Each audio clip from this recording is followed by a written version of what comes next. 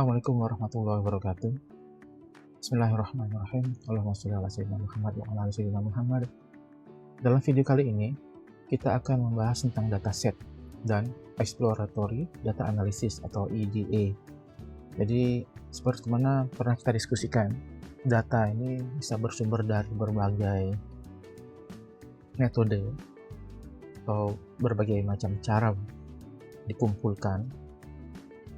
Bisa juga melalui survei atau melalui pemasangan sensor-sensor, dan baik itu real time atau datanya diambil per waktu tertentu. Nah, data ini bukan hanya untuk bidang kajian atau topik-topik tertentu saja yang mungkin umum kita tahu, bidang lingkungan atau cuaca atau polusi. Akan tapi sekarang ini semua ranah engineering ini sudah ke arah stokastik ya, atau mungkin kita biasa dengar tentang saham ya, atau harga turun naik harga emas dan sebagainya. Ini memang datanya harian dan selalu ada, kita bisa refer ke mana, ke Google atau ke data tentang finansial ya. Tapi engineering sekarang sudah ke arah sana juga. Jadi data ini dikumpulkan dari berbagai sensor, mungkin bangunan dipasang di di setiap kolomnya, atau dipasang di fondasinya, sehingga kita bisa melihat atau mengetahui respon dari struktur terhadap pembebanan, baik pembebanan yang terus-menerus atau maksudnya vibrasi, getaran ya, atau datang dari seismik, kebencanaan ya, atau mungkin juga dari data atau maksudnya disebabkan oleh hal-hal tertentu yang direct atau langsung mengenai struktur tersebut. Biasanya sekarang ini untuk structural health monitoring ya, SHM, ini satu bidang yang mana kita yang memonitor ya setiap aspek yang akan mempengaruhi integritas, stabilitas struktur ya. Untuk jembatan biasanya dipasang sensor-sensor accelerometer, vibration, atau mungkin sensor stress, dan mungkin juga bisa dipasang sensor untuk menghitung jumlah kendaraan, sehingga kita bisa prediksi setelah di waktu kapan ya akan terjadi peak season yang memberikan beban yang lebih pada struktur tersebut. Mungkin strukturnya katakanlah didesain untuk hanya bisa memikul beban lebih kurang dari 100 ton. Nah, di waktu tertentu ini beban hampir 100 ton atau bisa melebihi 100 ton dalam kondisi tertentu, maka akan dialihkan kendaraan itu ke jalan yang lain gitu, atau dia akan dilepas ketika beban struktur tersebut sudah rendah. Demikian. Oke, jadi di sini kita ada 4 dataset dan ada baris kode Python yang akan kita pelajari, terdiri dari 4 modul di sini ya. Dataset, EDA, data cleaning, dan normalisasi. Ini dataset ini tentang data, kemudian EDA, exploratory data analysis, data cleaning, data tentu ada kemungkinan, apalagi data itu datang dari sensor yang kita pasang di lapangan ya, mungkin baterai habis atau terkena petir, atau mungkin diganggu oleh hewan-hewan, atau bahkan mungkin vandalisme. Ini bisa menyebabkan kehilangan data. Data seperti ini atau kehilangan data atau terjadi anomali ini, kita perlu lihat karakter datanya, kita lihat bentuknya, sehingga kita bisa impute atau kita bisa hilangkan, dibuang, atau kita tambahkan dengan data yang tidak merusak keseluruhan karakter data tersebut. Kemudian normalisasi. Ini normalisasi kita akan diskusikan nanti ya. bagaimana kita merubah atau menyamakan, mengharmonisasikan keseluruhan parameter yang kita rekam yang akan kita pergunakan untuk prediksi dan estimasi, sehingga tidak ada satupun atau tidak ada satu variabel atau parameter yang lebih besar atau lebih dominan dibanding dengan yang lain. Demikian. Oke, modul pertama tentang memahami dataset dan karakter data. Ini kita akan bahas tentang konsep dasar dataset, tipe distribusi, dan cara menghasilkan data realistis dari 4 bidang teknik sipil menggunakan Python. Nah, jadi di sini ada cara menghasilkan. Nah, jadi ini bukan bertujuan, ini hanya untuk tujuannya hanya untuk kelas ya. Jadi ketika kita menggunakannya untuk katakanlah untuk hal-hal yang sifatnya official seperti skripsi atau jurnal, ini sangat-sangat dilarang ya, memfabrikasi data. Kenapa? Fabrikasi data ini tentu ada hal-hal yang mungkin kita tidak sama dengan keadaan yang original atau keadaan yang kita amati, sehingga ini akan bisa menyebabkan kegagalan struktur atau kegagalan estimasi dan prediksi. Ini tujuannya di sini kita hanya akan menghasilkan data untuk keperluan pembelajaran kita topik ini dari 4 bidang teknik sipil ya, menggunakan Python. Nah, bisa memang kita tambahkan missing data, kita tambahkan error, atau kita tambahkan outliers, sehingga kita bisa belajar dari sana bagaimana memanage atau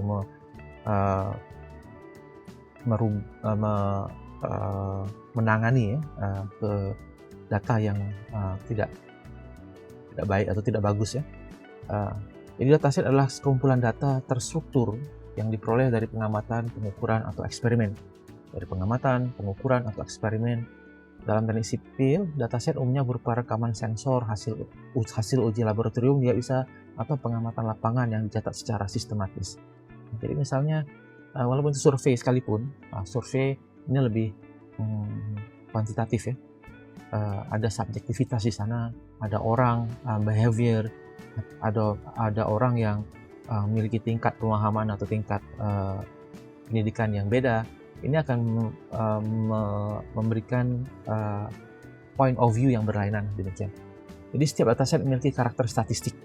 Nah, karakter statistik ini yang perlu kita pahami, dan ini berbeda setiap dataset. Jadi memahami karakter ini adalah langkah pertama sebelum analisis lebih lanjut, supaya prediksi kita lebih tepat, lebih jitu, dan kurang hal-hal yang kita mungkin sifatnya kalau menggunakan AI sekarang ini adalah halusinasi ya. Jadi asumsi yang serampangan gitu. Tipe distribusi data yang biasanya yang ada kita dari data yang kita kumpulkan, bentuknya biasanya normal, distribusi normal. Jadi contohnya kuat tekan beton atau densitas tanah.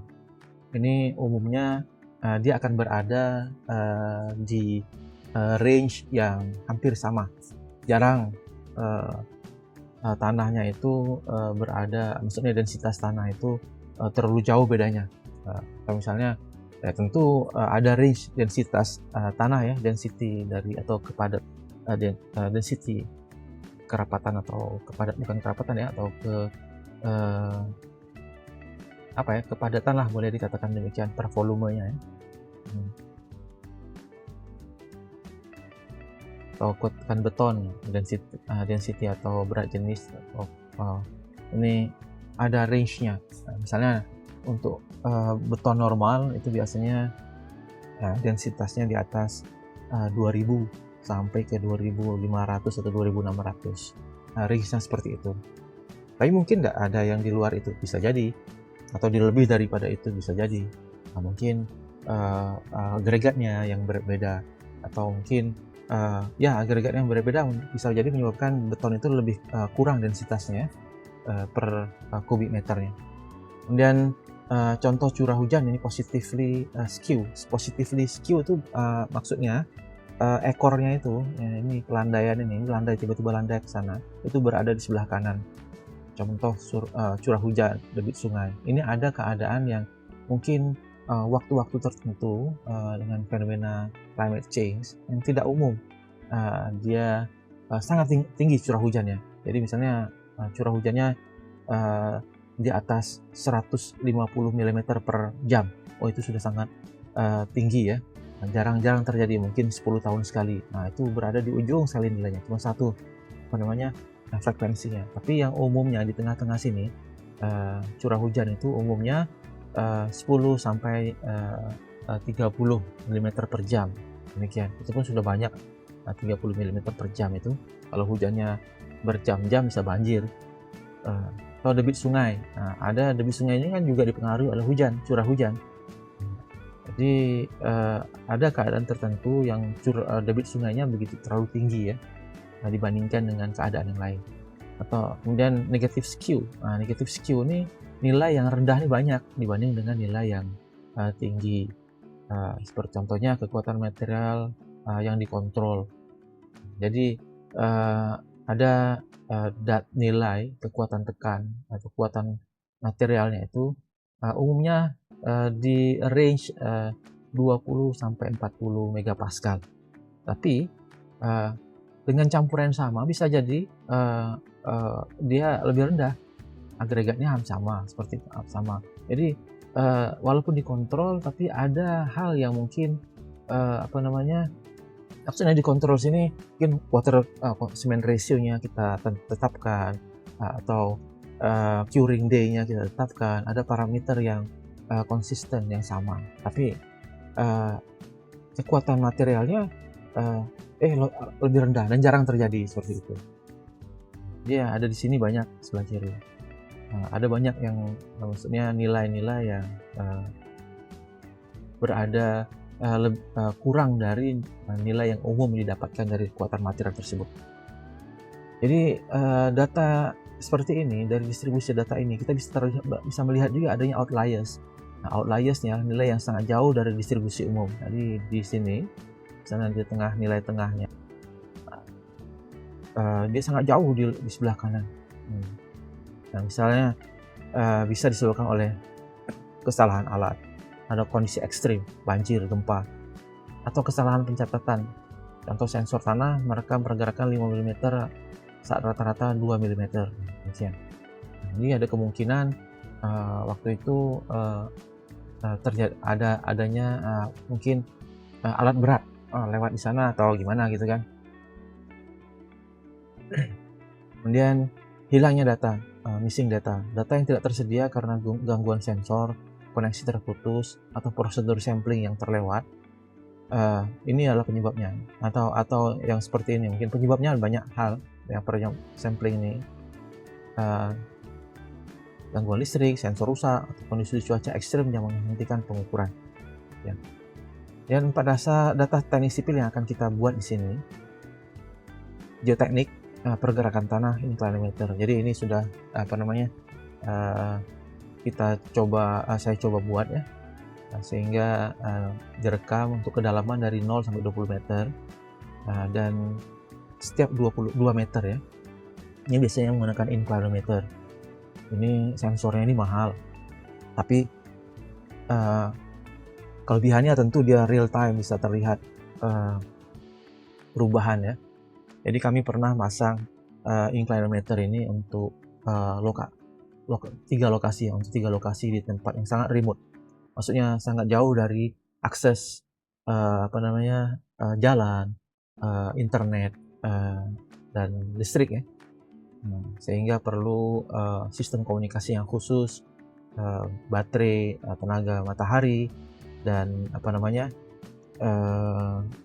ya untuk ke sana harus mendaki jungle trekking selama 1 atau 2 jam. Biasa kami lakukan untuk pemasangan sensor ya.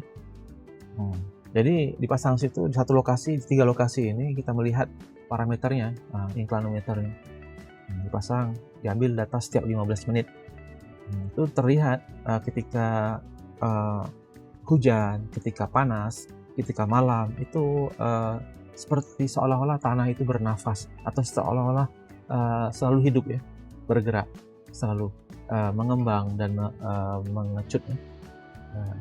Dan ketika hujan, ya dia akan semakin besar ya itunya. Dan kita lihat di sana berapa lama hujan yang yang bisa menyebabkan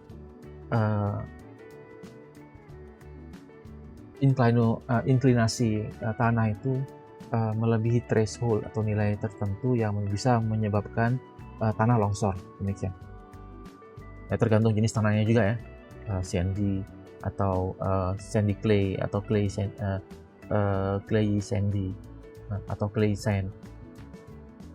Untuk tanah yang pasir ya, sand, itu dia menerima air dan cepat mendischarge dibanding dengan tanah lempung ya. Tanah lempung ini ketika hujan dia menyimpan sebab dia lebih halus sehingga permukaan lebih luas, lebih banyak ya. Nah, ini water pressure-nya lebih di sana maksudnya bisa menyebabkan perbedaan dengan tanah pasir ya. Kemudian di sini kualitas air, parameter kualitas airnya biasanya ada pH, TSS, BOD, COD, DO, kekeruhan dari 120 titik sampling sepanjang sungai. Nah, jadi sepanjang sungai itu kan tentu ada discharge seperti misalnya contoh Sungai Sekanak. Itu kan banyak nih perumahan, bahkan kalau kita tarik sampai ke dari hulu ke hilir, itu awalnya itu melewati daerah industri, daerah perkotaan, aktivitasnya misalnya bengkel. Jadi kita pernah ambil data itu, kadar pH-nya, dan bahkan kita ambil sampel untuk melihat kadar logam beratnya. Ada yang terdeteksi di satu lokasi tidak jauh dari UIGM itu mereka discharge atau membuang sisa oli motor atau mobil dari bengkelnya itu kan ke sungai, aliran sungai. Jadi tinggi, plumbumnya tinggi, kan logam berat ya, kadmium dan plumbum itu tinggi ya nilainya dibandingkan dengan normal. Kemudian data yang mencerminkan variasi musim hujan, kemarau, dan polusi industri. Kita lihat di sini ada time series, datanya ini berupa time series, ada outliers di dalamnya, ada skewness-nya di dalamnya. Kemudian hidrologi, curah hujan, dan uji material untuk kita lihat. Nah, jadi semua dataset di bawah ini di-generate ya secara sintetis. Jadi hanya untuk pembelajaran. Kalau real itu tidak boleh, dilarang. Itu ini bisa menyebabkan kita bisa lihat kalau orang yang atau biasa dengan data tersebut, ini sekali lihat aja, wah ini fabrikasi, maksudnya dibuat-buat. Ini sering terjadi ya di skripsi anak-anaknya itu dengan berbagai macam alasan, tidak ada dana, tidak ada waktu, tidak ada dan sebagainya. Ini mereka memfabrikasi data, misalnya kuesioner itu buat sendiri, ngisi sendiri tanpa perlu ke lapangan. Itu kan fabrikasi namanya. Itu terlihat kontradiktif antara parameternya itu terlihat. Tidak mungkin seperti ini. Orang yang sudah biasa di lapangan itu tentu akan tahu. Kami yang sudah biasa dengan menghandle data itu tahu datanya seperti data, ada yang fabrikasi data itu seperti apa itu tahu. Tapi di sini memang kita tujuannya untuk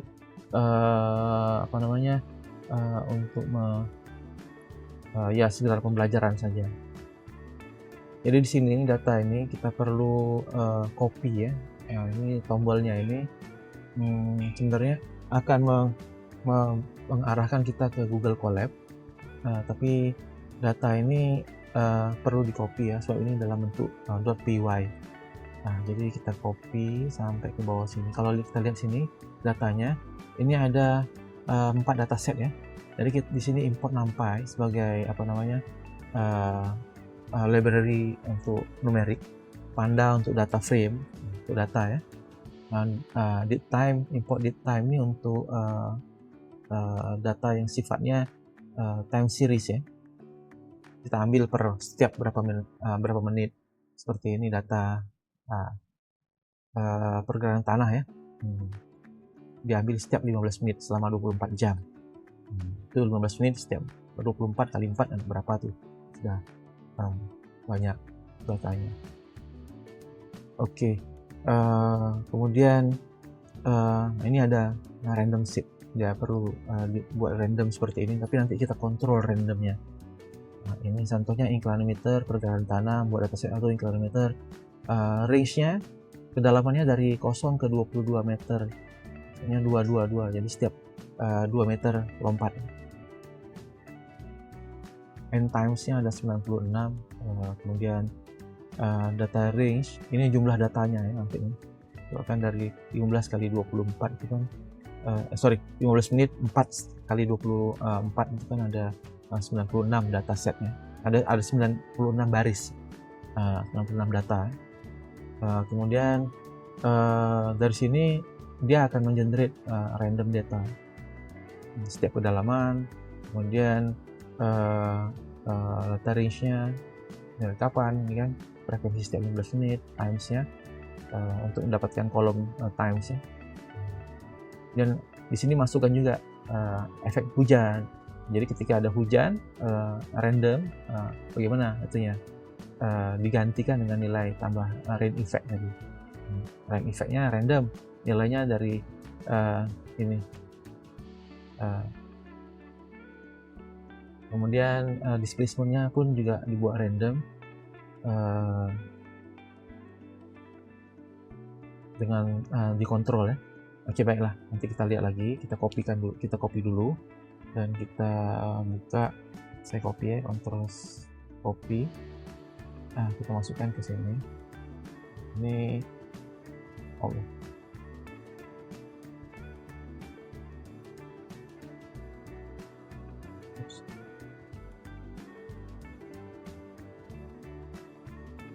ini sudah kita aktifkan ya. Connecting dulu dan kita pastekan di sini, Ctrl V. Jadi ada beberapa dataset ya, untuk di modul 1 inclinometer, maka dia akan di sini DF inclinometer, maka dia akan dikopikan ke atau dimasukkan ke dalam maksudnya ke dalam file ini ya, CSV. Data frame-nya DF inclinometer, DF garis bawah INKL inclinometer. Untuk sungai juga seperti itu. Dia generate random untuk TSS dan nilainya dari 3,5 sampai 0,8 dan sebanyak N. N ini 120.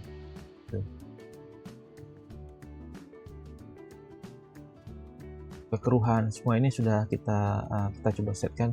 Dan datanya ini berbentuk log normal ya. Jadi nilainya sudah log normal. Jadi bukan nilai 3,5, 0.8.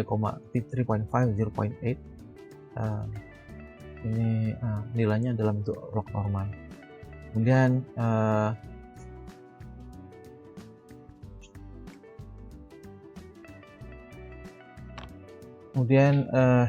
hidrologi curah hujan dan sebagainya, ini nanti kita lihat datanya ya. Kita eksekusi datanya ini hasilnya sudah ada. Membuat data satu inclinometer untuk geoteknik, ke kualitas air dan curah hujan, permukaan air, kualitas pengetahuan, semua dataset tersimpan. Di mana disimpannya? Ada di sini. Ya, kalau kita mau lihat, coba download ya inclinometer. Kita download dan kita buka saja ya, yang dalam Excel ya. Lalu kita akan bisa lihat datanya seperti apa. Bentar, sudah dibuka.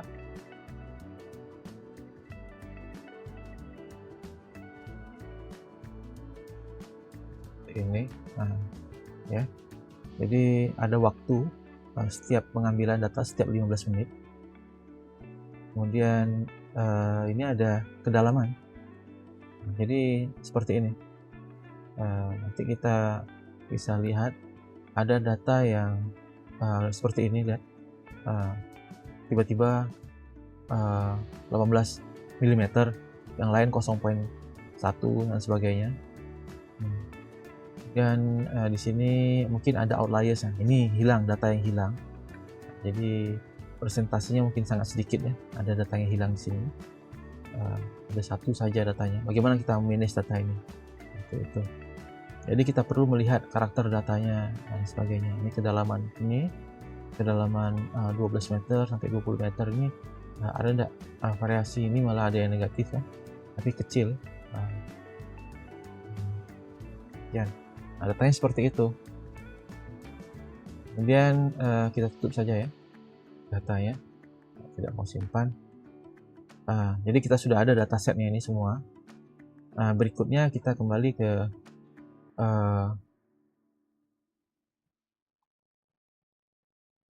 pembahasan kita, modul kedua. Ini tentang exploratory data analysis, EDA. Jadi setelah kita ada data, kita perlu melihat tahu info data itu seperti apa.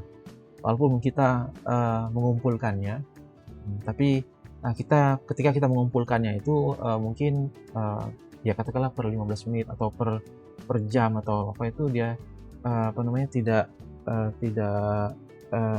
tidak tahu ya, kita lupa kalau mungkin di waktu tertentu itu pengambilan datanya ada masalah, tidak tercatat. Jadi ketika kita melakukan EDA, ini kita bisa melihat keseluruhan data. Mengapa EDA penting?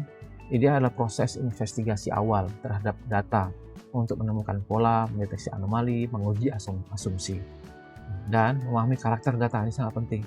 Statistik perlu data seperti ini. Jadi bukan sekedar oke sudah dapat data. Kemudian mau apa? Ini harus cepat-cepat dilihat karakter datanya. Bahwa ada kemungkinan data yang kita kumpulkan itu tidak mencukupi, atau kita perlu merubah metodenya, atau yaitu secara terlalu ekstrim mungkin ya, merubah.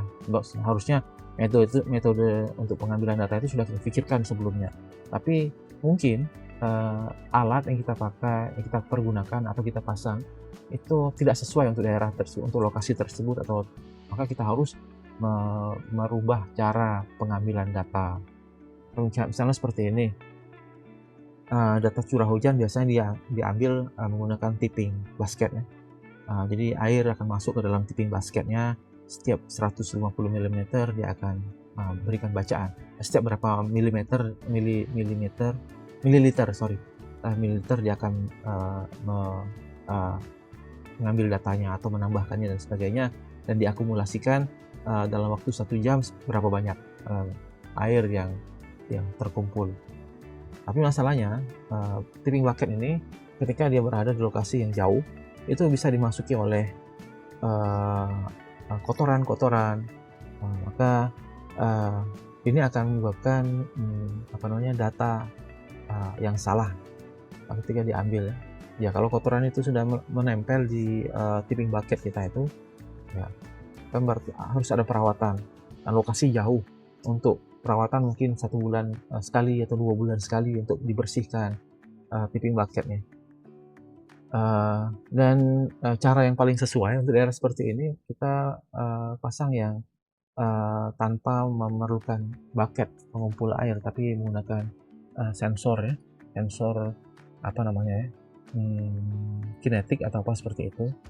Jadi hanya tanpa memerlukan tipping basket. Kemudian tanpa EDA, model machine learning yang dibangun di atas data yang belum dipahami akan menghasilkan prediksi yang tidak dapat diandalkan. Ini apalagi kalau kita menggunakan machine learning ya. Ya datanya terlalu banyak, ada outliers yang banyak. Outliers ini akan dipelajari atau difahami sebagai satu informasi oleh machine learning. Dia kan nggak tahu, nggak bisa membedakan. Jadi kita harus beritahu data, ketika data ini lebih dari nilai tertentu, buang, jangan diambil. Bisa seperti itu, maka data kita akan lebih tepat. Sebab anomali yang terlalu jauh yang mungkin disebabkan oleh kerusakan sensor ini tidak bisa diambil gitu kan. Jadi EDA ini berupa ikhtisar struktur data, periksa tipe data setiap kolom, ukuran datasetnya, nama kolomnya. Ini bisa dilihat, ini kodenya, ini maksudnya sintaksnya ya, menggunakan data frame. Panda, kita panggil data frame-nya, kita minta infonya seperti apa. datanya itu ya, data frame. Tadi kan ada kita data frame kita tadi ini DFMAT material ya. Nah, kita lihat mau infonya seperti apa, bentuknya seperti apa. Nah, kemudian statistik deskriptif ini juga penting. Deskriptif statistik analisis ini biasanya kita lihat nilai tengah, median, kita lihat nilai rata-rata, jumlah data, kemudian beberapa lagi ya seperti standar deviasi juga.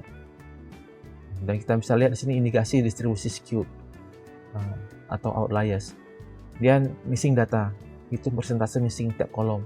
Jadi misalnya kalau datanya banyak yang hilang, maka ada strategi yang harus kita lakukan. Apakah data itu akan diperbaiki atau ditambah atau dibuang atau bahkan harus diulang. Demikian.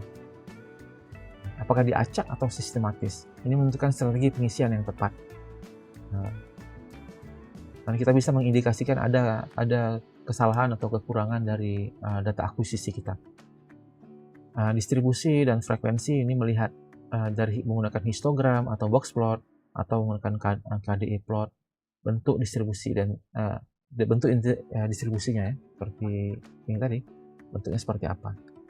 Jadi di sana dengan menggunakan ini kita bisa melihat apakah dia data normal atau skew atau condong ke kanan atau ke kiri atau bimodal, atau maksudnya ada dua gunung ya, dua puncak datanya. Jadi kan aneh ya, datanya seperti ini bimodal, ada apa dengan datanya itu sehingga ada data yang bisa mungkin nilainya tinggi dan cukup banyak, sementara umumnya seperti ini. Kita bisa lihat seperti itu.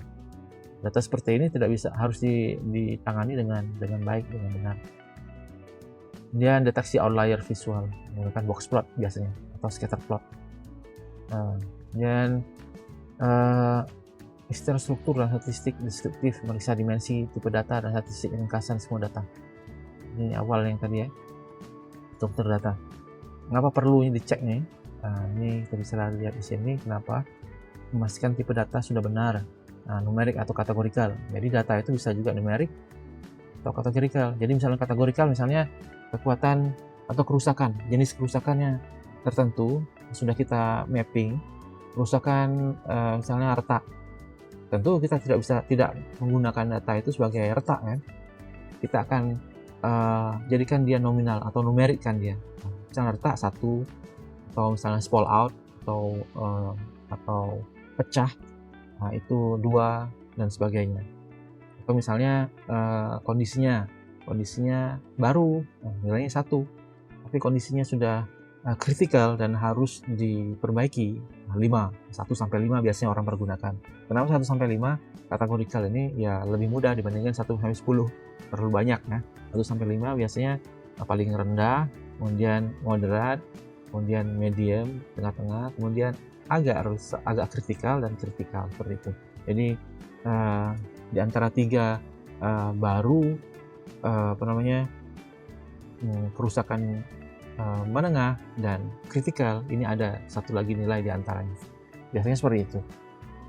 Dan kita harus ubah itu dari kategori tadi, kita ubah menjadi nilai numerik 1, 2, sampai 5. Oke, sehingga bisa kita pergunakan untuk prediksi dan estimasi. Atau kalau memang misalnya itu berbentuk klasifikasi, tentu kita bisa pergunakan nilai itu langsung. Jadi ada toolsnya ya, merubahnya itu langsung diklasifikasikan, dikategorikan sebagai numerik, sehingga nanti kita bisa predik untuk klasifikasi. Dan kemudian setelah itu kita convert kembali menjadi klasifikasi kategori.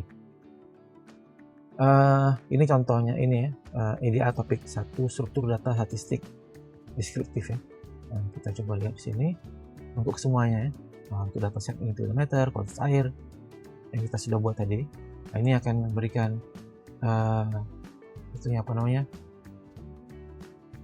infonya. Ya. Ini kita tambahkan kode ya, Ctrl V, dan kita eksekusi. Jadi di sini datanya ini, atau saya kecilkan ya, ini kecilkan.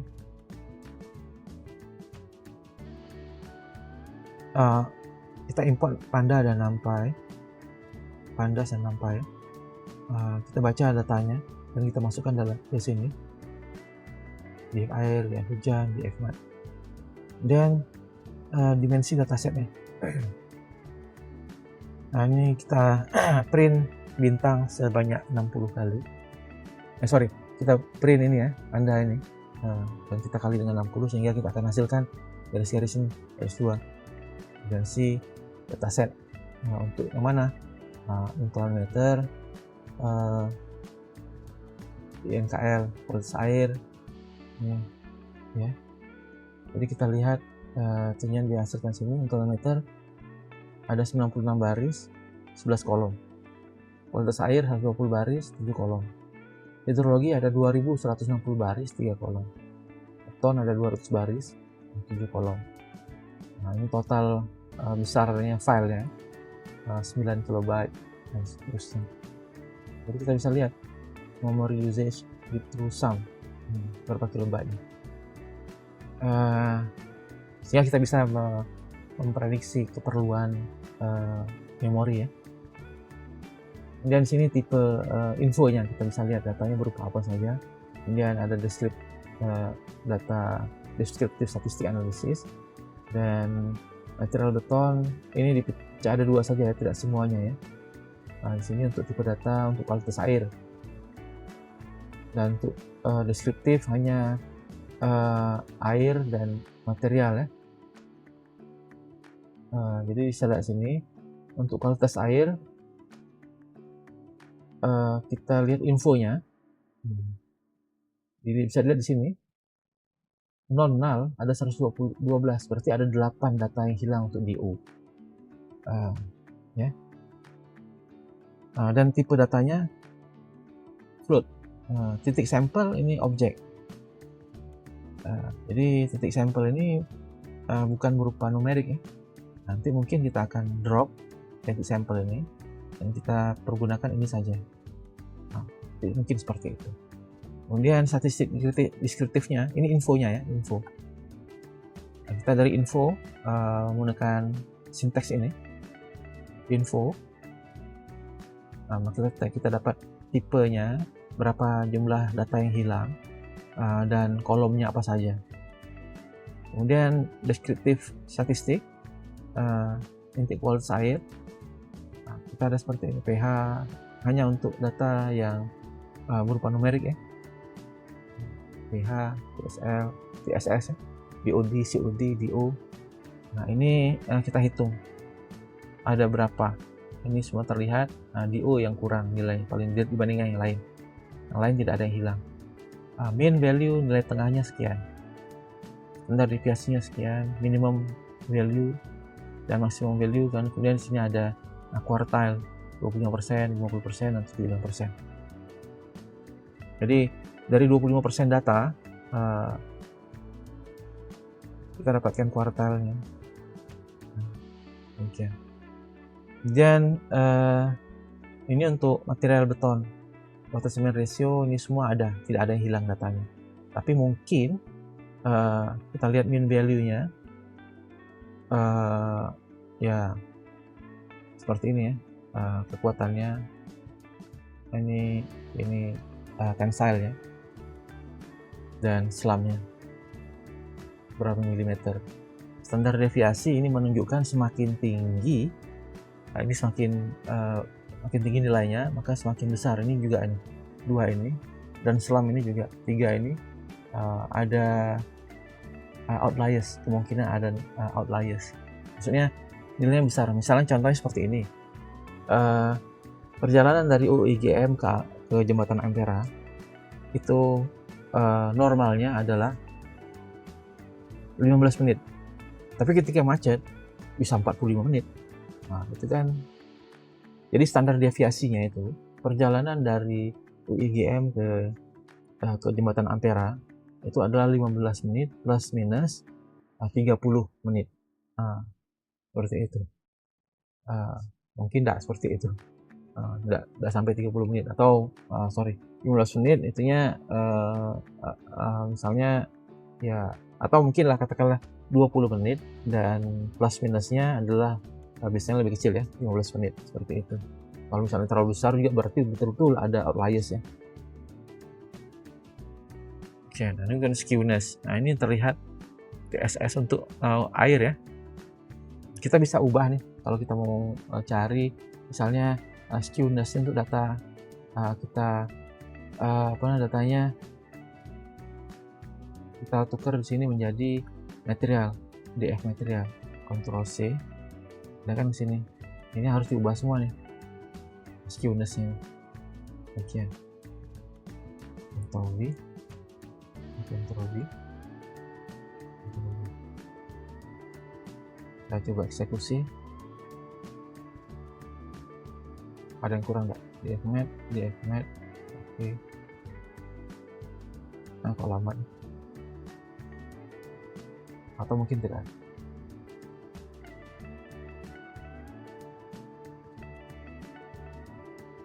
Ini masih berputar ini. Apa saya punya internet hilang?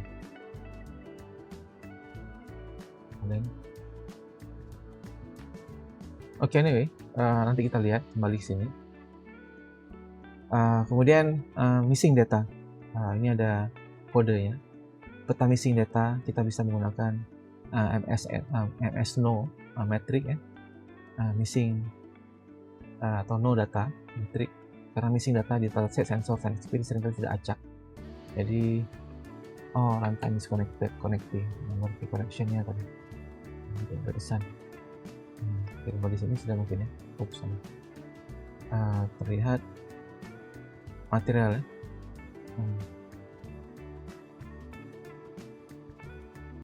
Oke, kita lanjutkan lagi. Jadi untuk missing data biasanya dalam pengukuran kualitas air, sensor DO biasa sering mati saat TSS tinggi, itu sungai keruh, atau inclinometer hilang sinyal secara berblok saat hujan lebat. Pola ini menentukan strategi imputasi yang tepat. Imputasi ini maksudnya apakah kita akan potong atau buang, atau kita akan tambahkan dengan data yang ada di median value, atau nilai median, atau nilai mean value, nilai rata-rata dari seluruh populasi atau dari beberapa nilai di depannya, seperti itu. Heatmap presentasi missing langsung menunjukkan kolom mana yang kritis yang perlu tindakan sebelum pemodelan. Jadi akan terlihat kalau kita menggunakan MS-No.matrix. Nah ini kode Python-nya kita kopikan terlebih dahulu supaya kita bisa lihat seperti apa sih peta missing value itu. Kita tambahkan di sini kode, kemudian kita paste di sini. Sekarang kita sudah aktif, kita sudah terkoneksi. Di sini kodenya untuk IDA, kita import juga Panda, NumPy, Matplotlib. Untuk Matplotlib ini library atau pustaka untuk menggambarkan atau memplotting ya, untuk grafik. Seaborn juga untuk plotting. Kemudian di sini kita akan menggunakan data frame air dan inclinometer. Nah, kita dapat datanya dari sini. Kita menggunakan raw data di sini. Sebab saya khawatir dia sudah hilang. Sudah masih ada. Baik. Kemudian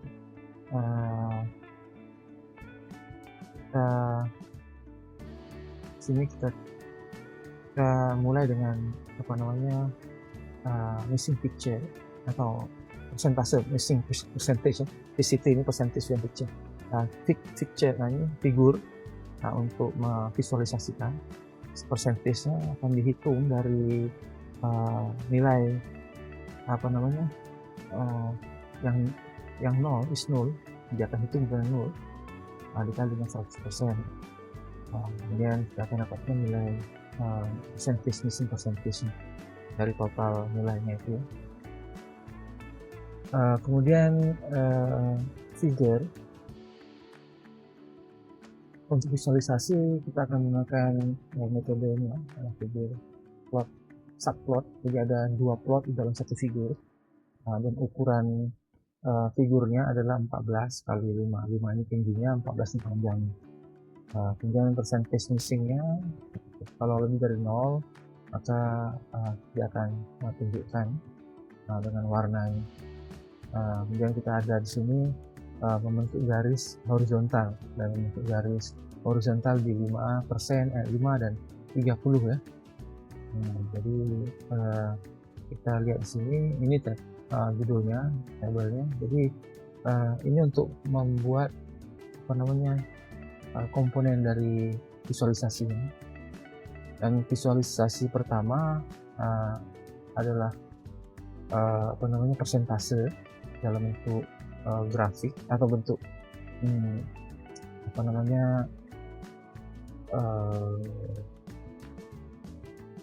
ini ada garis kuadran gitu, X dan Y. Visualisasi kedua adalah mapping menggunakan heat map untuk memperlihatkan di mana posisi data yang hilang tersebut. Kalau kita eksekusi, dia akan membaca 2 data. Di sini persentase missing DO ada 6,63%, dan dia melewati 5% ya, atas 5%. Ini aman dihapus, maksudnya ketika populasi data yang itu kurang dari 5% atau 5%, maka dia masih aman kalau ngomong perlu dihapus garis atau data tersebut. Tapi ketika dia sudah melewati 5%, berarti nilai 95% confidence level populasinya itu sudah berkurang gitu. Dan datanya ini mungkin kualitas airnya ada 2000 lebih ya, kebetulan banyak. Kurang dari 5%, ini lumayan banyak sih sebenarnya. Tapi di sini batas kritisnya. Jadi untuk ini kita perlu menempatkan strategi. Nah, di sini kita lihat datanya data apa saja. Ternyata datanya itu di kedalaman 6 meter ya, kedalaman 6 meter, dan di sini saja ya, jadi ke kedalaman 6 meter saja. Oke, baik. Kemudian berikutnya kita kembali ke ini, ke bahasannya. Histogram, untuk apa sih histogram dan KDE, kernel density estimate, ini melihat bentuk dari distribution curve-nya itu. Histogram ini adalah frekuensi ya, berapa banyak nilai tertentu dari suatu rentang nilai. Jadi histogram menunjukkan frekuensi mentah di setiap bin. Nah, bin ini adalah rentangnya. Jadi misalnya nilai 0 ke 1 ada berapa, 0 ke 2 itu ada berapa. Maksudnya nilai yang terdiri dari 0 sehingga 2 itu ada berapa frekuensinya, kemudian 2 ke 4 misalnya begitu kan. Nah, jadi misalnya nanti kita bisa lihat di sini ya. Tapi sensitif terhadap lebar bin yang dipilih. Frekuensi mentah di setiap bin, tetapi sensitif terhadap lebar bin yang dipilih. Sementara KDE, kernel density estimate, ditambahkan di sumbu kedua sebagai kurva halus yang mempresentasikan distribusi kontinu tanpa bergantung pada jumlah bin. Jadi dia memplot. Jadi kedua-dua kombinasi ini, histogram dan KDE, ini sangat efektif ya, data parameter kualitas air yang biasanya log normal. Seperti di sini, ini kodenya terlihat di sini. Kita menggunakan data air saja, dan kita lihat di sini yang akan diplotnya ini adalah semua kolom, yang numerik ya, semua kolom numerik kolom. Ini sudah ditentukan di sini malah pH, KS. Nah, nilai yang awal kan seperti lokasi itu dihilangkan, tidak diambil. 6 kolom numerik. Nilai kolom yang numerik pH, TS semua ini nilai numerik. Kemudian dia plotkan semua, dia lihat ini labelnya. Ketika dia skew maka akan ditunjukkan. Oke, kita copy ya.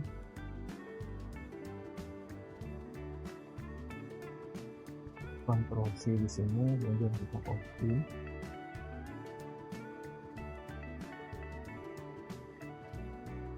Bahkan kode, Ctrl V dan kita eksekusi.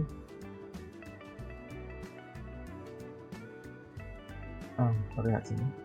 Untuk pH, skewness-nya minus 0,16 normal. Ini tidak terlalu skew. Nah, kalau dia lebih dari nilai tertentu dia skew. Ini terlihat skew kan, skewness-nya. Nah, ini skew, ada apa namanya, ekornya yang panjang ke sebelah kanan. Ini juga. Nah, ini menunjukkan ada data di sini nih. Kalau kita lihat sini, ini ada data atau data kecil yang jauh dari nilai tengahnya. Ini dikatakan, ini bisa jadi ini adalah merupakan outliers, kita bisa lihat. Tapi dari distribusi ini kita lihat skewness-nya. Ini akan mengganggu data yang baik biasanya berbentuk seperti ini, normal distribusi, atau skewness-nya kurang sekali atau normal ya. Gitu. Ini juga DO normal, semua COD, kekeruhan, BOD dan PSS terbegitu, ini skew ke kanan. Jadi kurva KDI ini sangat membantu ya. Dari awal kita sudah bisa melihat bagaimana bentuk data kita, karakter data kita. Ini akan menentukan strategi yang akan kita gunakan untuk imputation, untuk menambah atau mengurangi data atau memperbaiki data yang hilang. Ini boxplot sangat efektif untuk melihat mendeteksi outliers, data yang terlalu jauh dari nilai yang umum ya, atau nilai tengah atau nilai rata-rata. Dan kenapa boxplot ini penting? Boxplot menampilkan Q1, kemudian Q3. Q1 ini adalah quartile 1, biasanya 25%, median ini 50% atau rata-ratanya, dan Q3 median nilai tengah kan, Q3 quartile 3, dan whiskers biasanya 1.5 QR, high QR, PQR, atau kadang-kadang juga merupakan standard deviation ya, 1.5 dari standard deviation. Tergantung kita mau pakai yang mana, nanti bisa kelihatan cara sekaligus. Jadi sebab dia apa? Bentuknya kotak dan ada garis seperti lilin di atas dan di bawah. Jadi rentang atas, rentang bawah itu bisa terlihat. Dan titik di luar whiskers adalah kandidat outliers. Nah, bisa dikatakan sebagai outliers. Sebab sudah terlalu jauh. Tergantung dengan berapa besar ini faktornya ya. Kalau katakanlah ini 3, kita baru anggap dia outliers, maka akan masuk di dalamnya mungkin begitu. Keunggulan utamanya bisa membandingkan distribusi antar kelompok dalam satu frame. Contoh, kuat tekan beton berdasarkan metode curing dan umur, kita bisa melihatnya. Untuk data material beton, boxplot per grup lebih informatif daripada histogram, karena langsung menunjukkan apakah curing metodenya mempengaruhi variabilitas kekuatan atau tidak. Contohnya di sini nanti kita akan menggunakan data material dan data air ya. Coba ini copy dan kita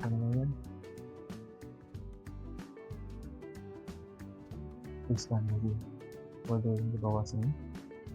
Jadi langsung lihat di sini, kita import sama seperti sebelumnya, kita import ini. Kemudian data yang dipergunakan air dan material, figur bentuknya seperti ini, ada satu baris dan 3 kolom. Ukurannya lebih besar ya, 16, dan ketinggiannya 5. Kita bisa modifikasi ini. Kalau ini dia mau perlukan ada 3 kan gitu. Kemudian apa yang kita mau plot di sini? Plot pertama isinya adalah ini BF, BOD, BO dan pH. Kemudian di sini terlihat di sini BOD, BO dan pH. Ada nilai yang sangat jauh di BOD ini, nilainya sampai 400 ya.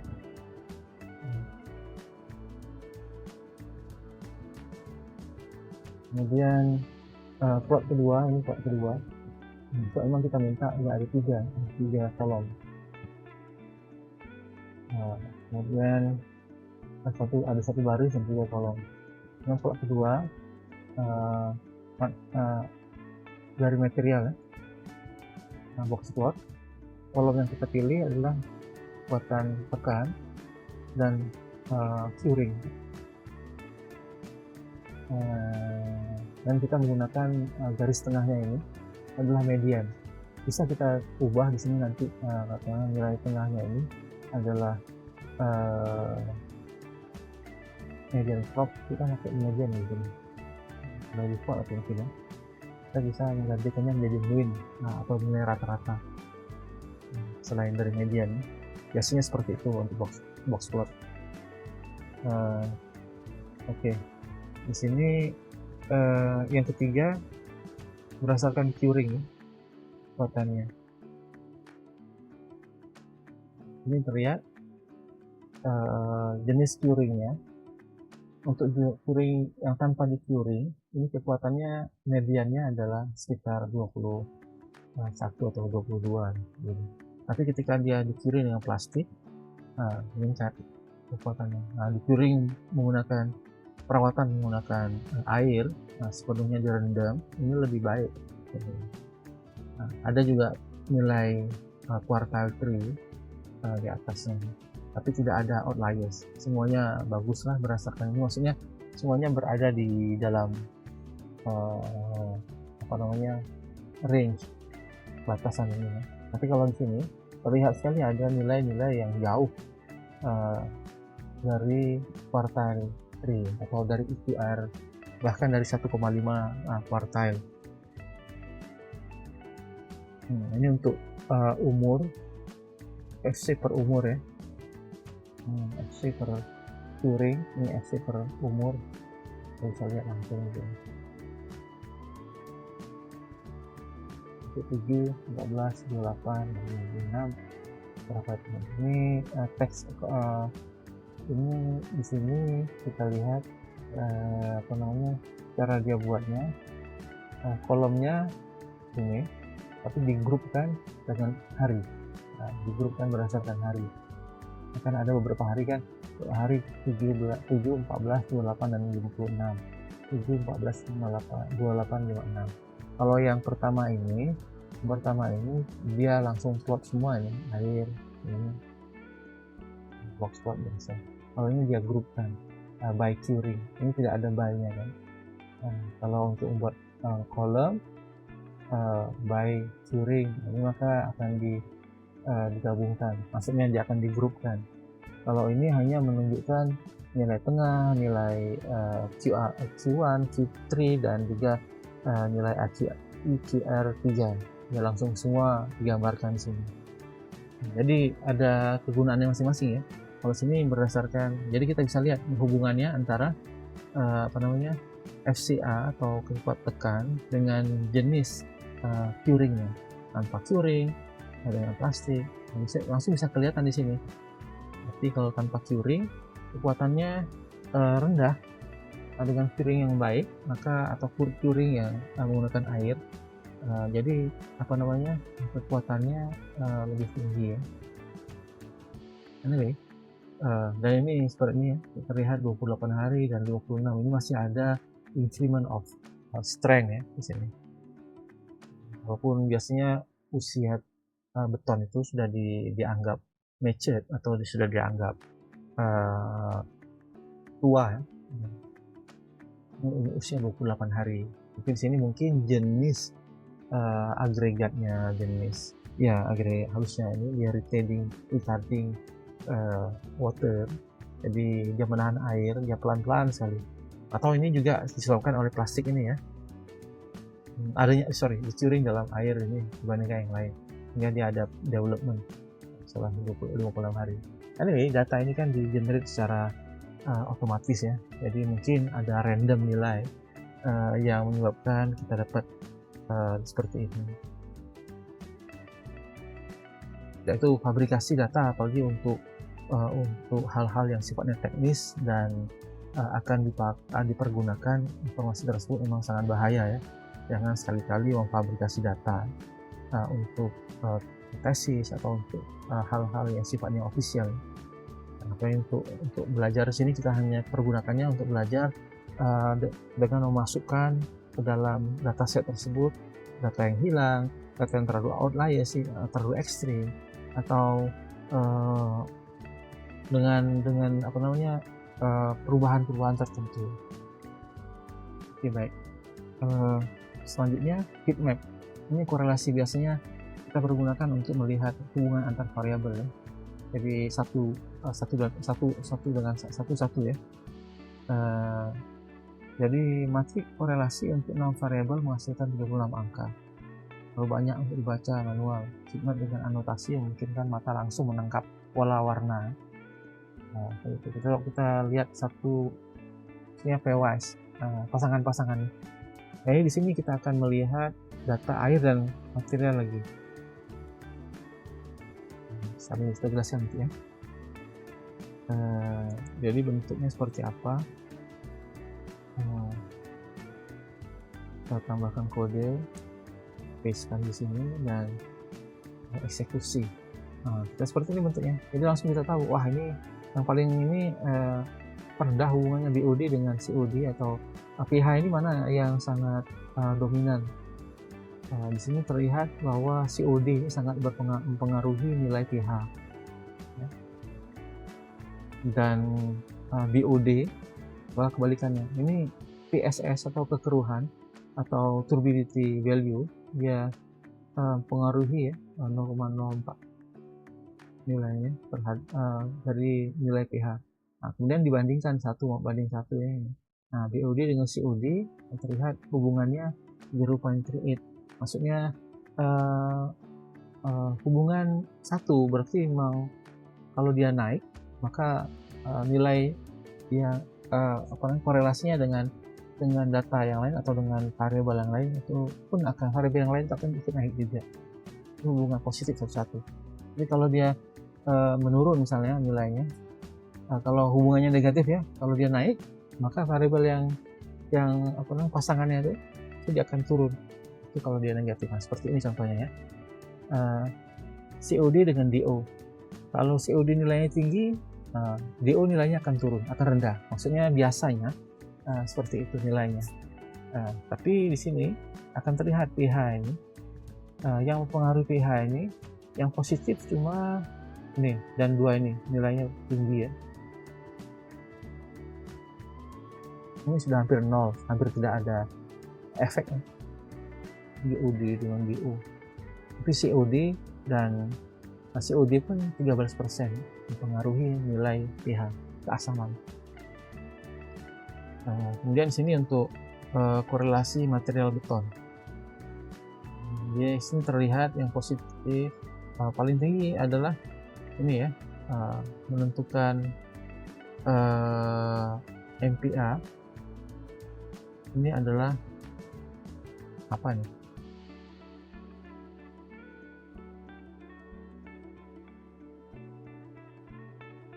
Slam, baliknya. Slam. Ini kekuatan. Ini kekuatan tensilenya ya.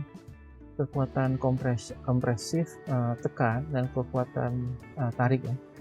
Jadi kekuatan tekan ini semakin tinggi nilainya, maka nilai kekuatan tariknya juga meningkat. Ya, biasa seperti itu kan. Kekuatan tekan itu biasanya 10% dari kekuatan tarik itu 10% dari kekuatan tekan. Nah, itu rule of thumb-nya. Jadi kalau misalnya kekuatan tekan kita 40 megapascal, maka biasanya kekuatan tarik dari materi yang sama itu cuma 4 megapascal. Nah, di sini terlihat Di sini 0,67 tidak sampai 1 ya. Jadi tapi di sini terlihat ketika FC ini naik, kekuatan tekan naik, maka kekuatan tarik juga naik. Tinggi, paling tinggi. Yang paling rendah di sini water cement ratio dengan water cement ratio, kekuatan kalau di sini, kalau lihat di sini kekuatan dengan kekuatan tekan ya.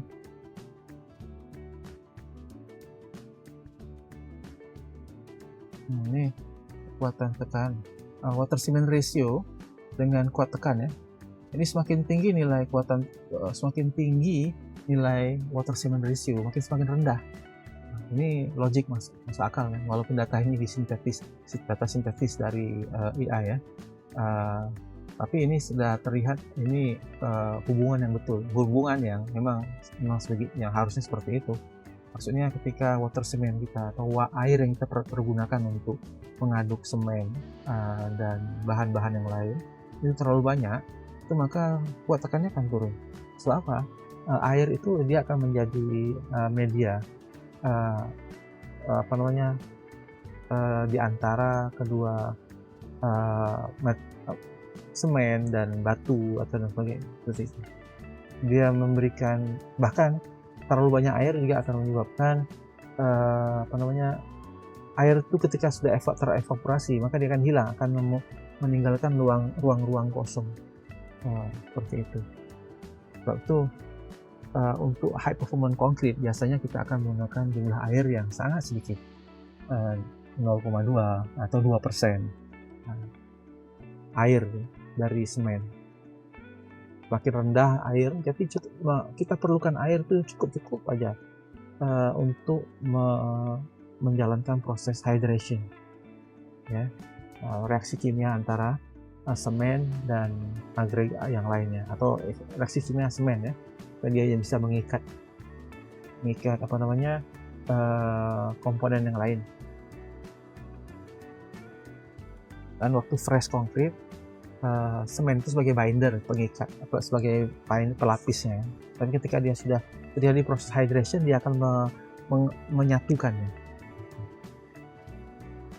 Oke, ini terlihat di sini ya kegunaan korelasinya ini. Jadi ketika kita melakukan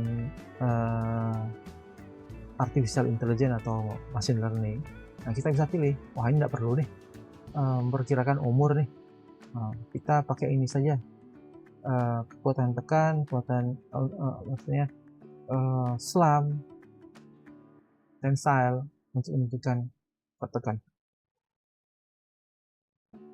Tapi sebenarnya dari sini cukup ini saja mungkin. Bagaimana mau menentukan kekuatan tekan FC dari nilai kekuatan tarik, ya kalikan aja kekuatan tekannya berapa dikali dengan dibagi dengan 0,67, maka dapatlah FC seperti itu. Jadi korelasinya 1:1. Oke, baik. Dan berikutnya time series plot, pola temporal ya. Ini data-data tertentu dia memiliki data seperti ini ya. Nah, di sini data inklinasi dan hujan ya. So, kita ambil setiap berapa menit, setiap berapa waktu tertentu. Mengapa time series plot untuk inclinometer dan hydrology? Data inclinometer dan curah hujan adalah time series. Maksudnya urutan waktu sangat penting dan tidak boleh diabaikan. Jadi seperti itulah. Line plot dengan sumbu waktu yang tepat memungkinkan identifikasi pola diurnal atau musiman. Jadi seperti contohnya tinggi muka air sungai Skana atau sungai Musi itu sangat dipengaruhi oleh diurnal. Diurnal ini pergerakan matahari itu bulan, pasang surutnya itu ya. Jadi ada 2 kali pasang surut, waktu pasang surut di Palembang, kota Palembang itu. Nah, kita bisa prediksi kapan pasangnya itu naik, kapan pasang besar, dan apa yang harus dilakukan ketika pasang besar. Nah, itu kegunaan pompa. Itu kemarin 2 tahun yang lalu itu saya sudah informasikan ke UPR, SDA, IL untuk mempergunakan juga data fase bulan atau tinggi permukaan air di muara Sungai Musi. Mereka pergunakan, tapi tidak awalnya mungkin mereka tidak ngeh ya, ini kenapa kita perlu ini. Jadi setelah kita diskusikan, ini ketinggian kita nggak ada lagi. Dulu ada data ketinggian Sungai Musi yang dicatat di Bom Baru, tapi sekarang tidak dicatat lagi. Jadi kita cuma ada data di muara Sungai Musi. Jadi bedanya 3 jam lebih awal atau 3 jam lebih lambat gitu. 3 jam bedanya, kalau nggak salah itu 3 jam lebih lambat lah gitu. Jadi ketinggian sebab permukaan lebih luas ya, Selat Malaka itu kan lebih besar pada Sungai Musi kan. Jadi jika Selat Malaka airnya naik atau permukaan Sungai Musi itu naik, 3 jam kemudian itu baru airnya itu tinggi ya di Sungai Musi ya. Sama juga seperti itu, kalau Sungai Musi naik, berapa waktu kemudian baru anak-anak sungai di Kota Palembang itu naik airnya gitu ya. Jadi dari data seperti itu kita bisa memprediksi kapan apakah akan terjadi banjir ketika hujan sekian di waktu sekian dengan fase bulan sekian gitu. Saya ada buat model machine learningnya untuk ini. Jadi data dari 10 tahun ke belakang kita ambil, dapat data dari informasi dari koran, dan kemudian kita dapatkan data hujannya dari airport. Yang menjadi masalah BMKG tidak memberikan datanya secara gratis ya. Takut nanti dipergunakan orang untuk melakukan provokasi itu ya, itulah Indonesia ya, bisa seperti itu. Datanya sifatnya sensitif ya, apalagi Kota Palembang ini adalah kota di atas air ya itu. Jadi sangat beresiko ya memberikan informasi hujan kepada masyarakat. Nanti orang satu karena level pendidikannya tidak semua mengerti tentang data hujan dan data hidrologi ini, ini akan disalahartikan. Padahal kita ingin memberitahukan sehingga supaya masyarakat ini aware, dianggap gimana gitu kan. Dan memang data hujan atau ketinggian permukaan airnya harus diolah sedemikian rupa. Jadi masih data mentah, tidak bisa dibagikan ke masyarakat. Nah, di sini kita akan menggunakan data inklinasi dan hujan ya. Kita akan plot di sini, kita dapat di sini. Ini warna plot pertama ini kilometer kedalaman dangkal QS dalam. Kita ada data time seriesnya, kapan terjadi hujannya. Di sini kita lihat pergerakan tanah kedalaman dan hujan naik, pergerakan besar di lapisan atas. Set title-nya ini.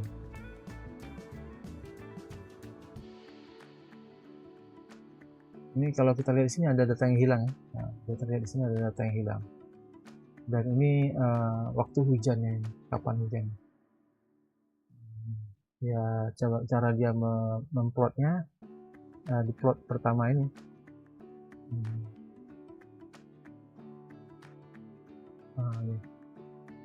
Span X untuk X axis, VS span-nya dari indeks ke 48, dari 24 sampai ke 48. Ini ketika periode hujan. Seperti itu periode hujan. Jadi kita harus memberitahukannya nanti, atau bisa juga kita otomatis datanya adalah hujan itu kapan. Kalau ini kita sudah tahu indeksnya di mana. Kita bisa tentukan juga misalnya kapan hujannya itu, span-nya ini ketika misalnya waktu hujannya itu ketika jumlah hujan yang kita terima itu lebih tinggi dari berapa milimeter. Di sini pakai indeks saja, maka dia bisa memplot. Ini hujan ya, hujan Tapi ya itulah tadi, karena data ini kan di-generate secara otomatis ya dari Python, dari program di awal tadi. Ini seharusnya kan periode hujan ini naik, nah begitu. Tapi ini tidak dimasuk periode hujan. Seharusnya periode hujannya berada di sini dan ini ya, di periode katakanlah 12, ini seharusnya di sini. Ini ke 24. Ini 24. Hujannya di sini, ini 12. Gitu. Nah, maka dia barulah dia masuk. Nah, gitu. Jadi periode hujan terjadi kenaikan hujan. Sebab dia di sini diambil bukan secara perhitungan ya, atau dari kode hard code ya, tapi dari indeks. Jadi kita masih bisa geser. Jadi ketika pergerakan tanah kedalaman dangkal dan hujan naik, pergerakan lebih besar di lapisan atas. Ini biru ini kan di lapisan atas ya. Tapi ini juga masih plot ini nggak benar, mungkin periode hujannya lebih awal dan dia bergerak setelah tanah itu sudah semakin jenuh ya, baru dia bergerak banyak, dan setelah itu dia discharge. Ini cepat kebetulan. Kalau dilihat sini, kalau dilihat di sini dia cepat discharge.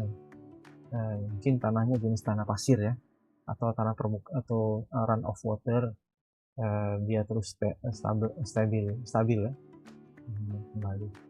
Kemudian plotnya ini terdiri dari 2 baris dan 1 kolom. Nah, 2 baris kedua curah hujan dan respon muka air, dual axis dua-duanya. Oh, ini di sini. Ini masih pergerakan tanah ya.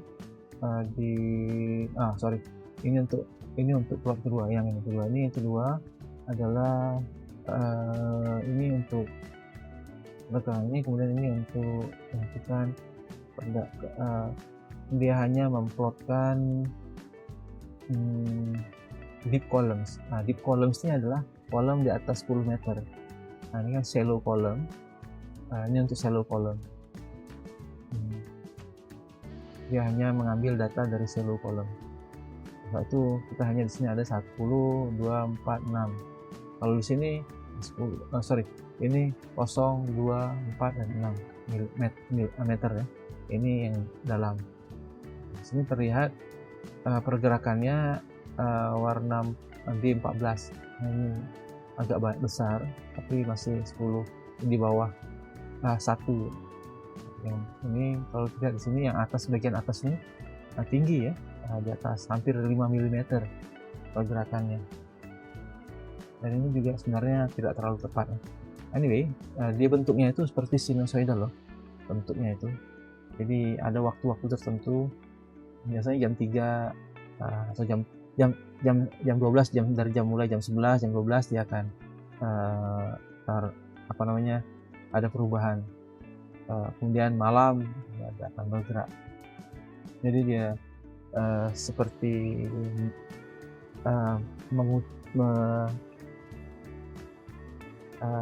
melebar dan menyempit ya, besar dan mengecil. Ini curah hujan vs respon yang kedua ini, ukurannya 14,5, ada 1 saja plotnya. Ini hujan 3 hari pertama saja sampelnya. Dia hujan hit 72, dan di sini kita hanya mengambil waktu sampel hujan, curah hujan, dan dia akan berulang ya. Ini muka air. Nah, di sini terlihat, di sini curah hujan milimeter per jam. Dia akan tunjukkan curah hujan ini tabelnya dari maksudnya ini jamnya, dan ini adalah tinggi permukaan airnya. Respon muka airnya ketika hujan tinggi langsung, ketika hujan yang tinggi ini langsung airnya naik. Ini mungkin ukuran grafiknya ini ya terlalu besar, mungkin kita coba lihat di sini, kita perbaiki. line width-nya 2, muka airnya ini untuk label. Waktu dia pakai bar nih, stable blue, tapi dia tidak tentukan besarnya lebaran berapa nih. Kalau kita lihat bar ini kita perlu align center with width-nya nggak ada ya. Sample, X-nya sample, height, width. Oh ini waktu dan hujan milimeter. Dia ada color saja. Level curah hujan. Kita lihat di bawahnya. Jadi ada apa saja di dalam sini. Nah, kita bisa masukkan height, width-nya mungkin kita masuk di sini. Width unknown, X unknown. Kita bisa masukkan width coba di sini.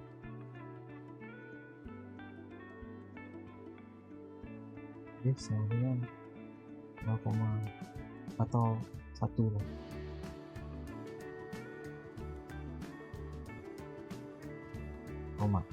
Nah, kita coba eksekusi. Kalau error ya dia kasih tahu lah. Oh masih lebar ya, terlalu lebar malah. Kita kasih 0,2%. Itu 20%. Nah seperti itu, dia lebih kecil. Kita kasih lebih kecil lagi lah. Nah supaya lebih terlihat gimana lokasinya. Dia masih overlapping ya, masih overlapping di sini, berarti 0,05 saja, 0,05 lebar itu ya. Jadi kita bisa lihat di sini barnya, gitu kan. Ketika air hujan tinggi, air naik, hujan turun, dia sebelah sini. Nah, ini bisa lebih terbaca ya. Tapi di sini sudah turun kan, hujan nggak ada, tapi kemudian ada hujan di sini, dia naik langsung hujan. Sini naik, gitu. Ya, itulah. Ya, terlihat mungkin hujannya datang dari tempat yang lain juga. Biasa hujan kan bukan hanya setempat ya. Begitu. Tapi ini sudah terlihat ini ketika tidak ada hujan dia ngedrop turun. Nah, tapi di sini ada ya agak anomali ya. Seharusnya dia naik gitu ya. Ini juga hujannya segini, hujan tidak ada hujan dengan drop. Naik hujan yang luar biasa, yang lumayan tinggi ya dibandingkan itu. Dia naiknya sedikit. Atau mungkin di sini sudah discharge semua. Jadi airnya tidak terakumulasi ya. Nah, demikian. Nah, dari data sini kita bisa memahami dan memberikan cerita ya, sebenarnya kan.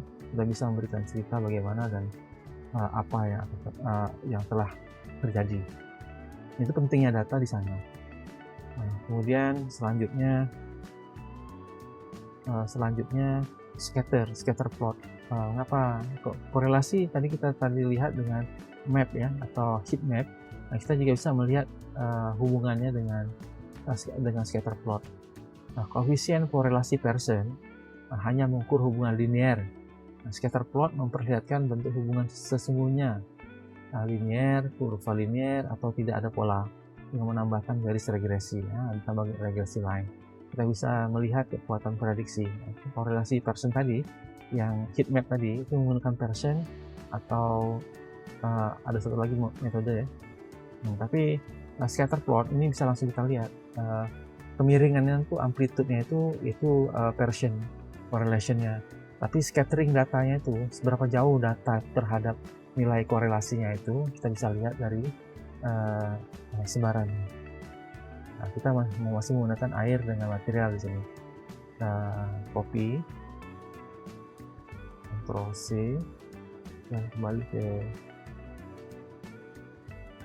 ini, kita Ctrl V kan eksekusi. Ini caranya ya untuk belajar coding. Walaupun memang AI melakukannya untuk kita, tapi kita perlu mengeceknya setiap data, setiap garisnya itu. Ini apa sih? Gitu.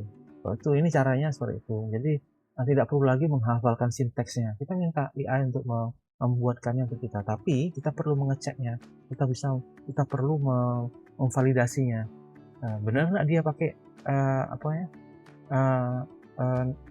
pustaka ini?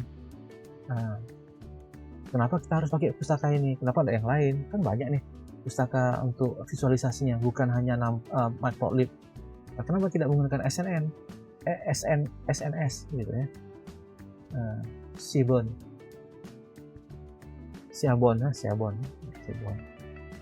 Ini kita masih menggunakan data ini, dan kita melihat scatter plotnya antara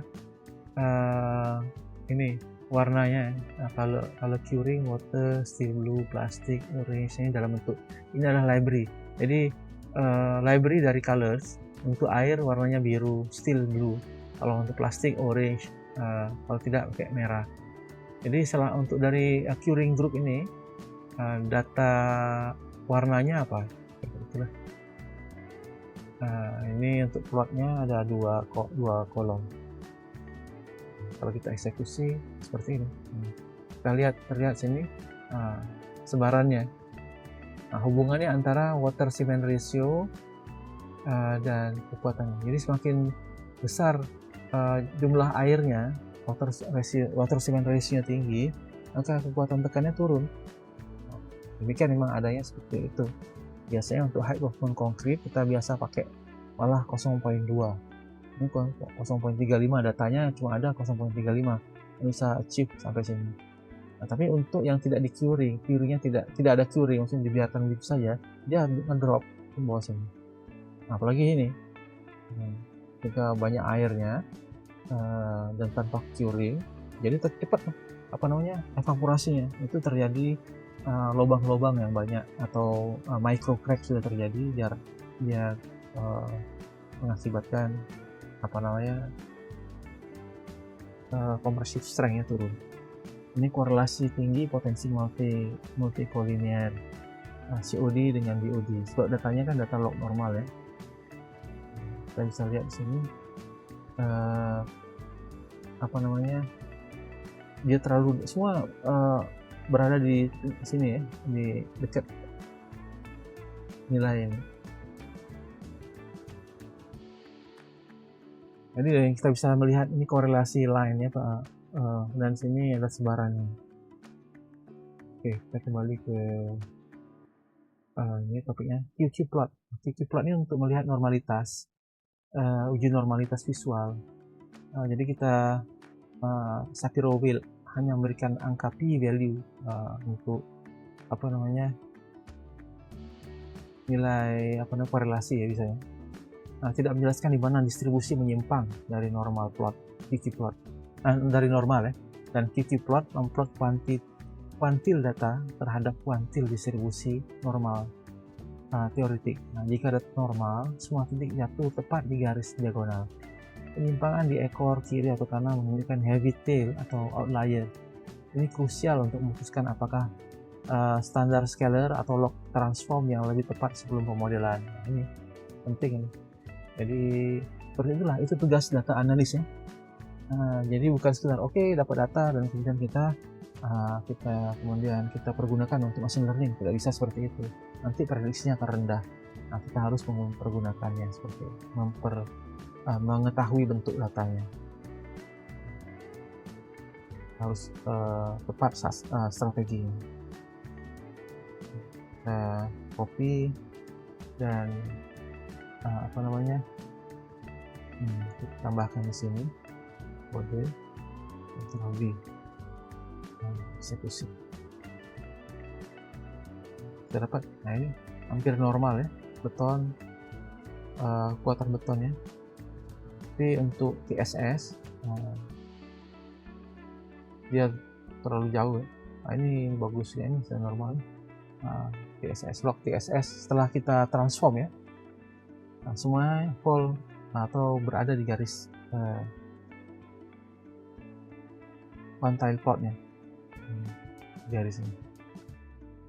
Ini setelah kita transform menjadi bentuk log normal. Nah, caranya di sini import Panda, kita coba besarkan, saya besarkan ke sana. Probability plot kita menggunakan di sini, kita panggil statistik dari SciPy. Nah, nampak tidak ada. Nah, jadi kita bisa di sini analyze statistik analisis yang lebih detail. Nah, kita masih menggunakan data air dan material. Sini ada satu baris dan 3 kolom. Nah, dengan figur. Kemudian plot pertama yang diharapkan normal, kita panggil statnya plot untuk QQ, dfmat dan dropna, dan semua yang tidak ada, nilai yang tidak available itu kita langsung buang. Kalau tidak kan dia tidak bisa diproses. Distribusi normal, plot seperti itu. Kemudian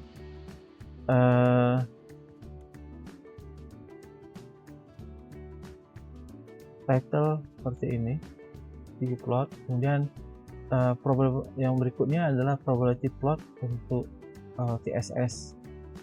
Dropnya juga distribusinya normal. Di sini terlihat ekor di awal dan di akhir tadi ya. Ini. Untuk ketiga ini kita lakukan blok normal di sini. Jadi probability plot dari data ini di FIR ini sudah kita hilangkan nilai yang tidak available, dropnya, dan kita log normalkan. Log 1P ini itunya, apa namanya, ini ya, fungsinya. Log 1P same kind of to return the natural logarithmic of 1 plus the input, 1 plus ya dari logaritma. Nah, ini log 1 plus x. Jadi setiap nilai itu ditambahkan 1 dan di log normal.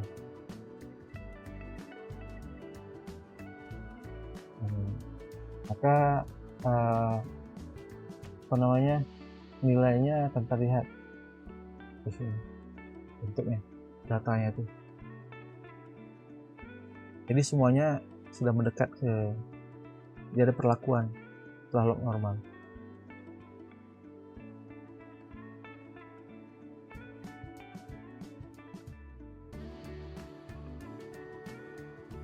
Kemudian berikutnya kita akan berhenti di sini ya, belum data cleaning ya. Jadi satu lagi ini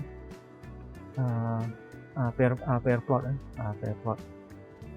Mengapa pair plot untuk dataset material beton? Kenapa dia perlu dilakukan? Pair plot menghasilkan grid n kali n scatter plot untuk semua kombinasi variabel numerik yang ada. Jadi seperti heat map tadi, korelasi heat map di atas ini.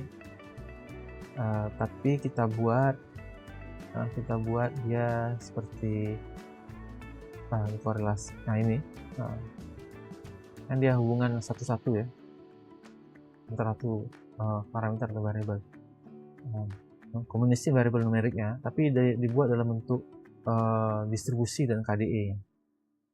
Sangat efisien untuk hipotesis generation atau satu tampilan memperlihatkan semua kemungkinan hubungan antara water cement ratio dan semuanya. Kita coba lihat sini, kita kopikan. Interpretasinya di sini terlihat nilai skewness yang lebih besar satu atau kurang dari, bisa mengindikasikan distribusi sangat miring. TSS dan BOD biasanya sangat skew, perlu transformasi logaritmik seperti yang tadi kita diskusikan. Kita coba punya kodenya ini, tambahkan kode Ctrl V dan kita eksekusi. Kita akan lihat di sini, ini agak panjang lama sebab dia perlu lihat memplotnya seperti ini. Dia akan terlihat kan, hubungan antara ini harusnya dikecilkan. Ini water cement ratio, ini yang kita lihat ya, FCA dan water cement ratio dengan FCMPA. Ini yang tengah ini adalah FCA Dan ini bagaimana itunya, dan ini hubungan antaranya. Kita hubungkan di sini yang warna merah ini adalah slam curing.